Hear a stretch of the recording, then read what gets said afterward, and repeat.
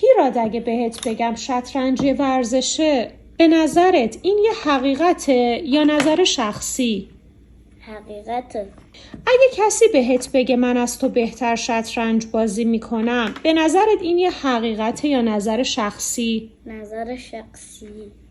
حالا اگه تو آموزشگاه یا هر جمعی که چند نفر شطرنج رو بلدن بهت بگن از تاکتیک ها و شروع بازیات اصلا خوشمون نمیاد و حرفه‌ای بازی نمی کنی، این یه حقیقته یا نظر شخصی اونا؟ نظر شخصی.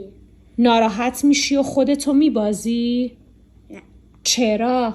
چون فقط خودم میدونم چقدر دارم تلاش میکنم. حالا اگه کسی بهت بگه شطرنجم شد ورزش، هیچ آینده‌ای نداره، اون وقت ناراحت میشی؟ نه. چرا؟ انتخاب خودم دوستش دارم.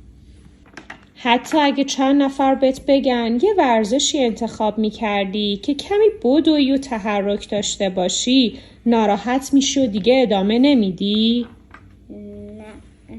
همین که میتونم فکر کنم و تمرکز کنم برام مهمه. پس نظر کیه که مهمه؟ نظر خودمه که مهمه.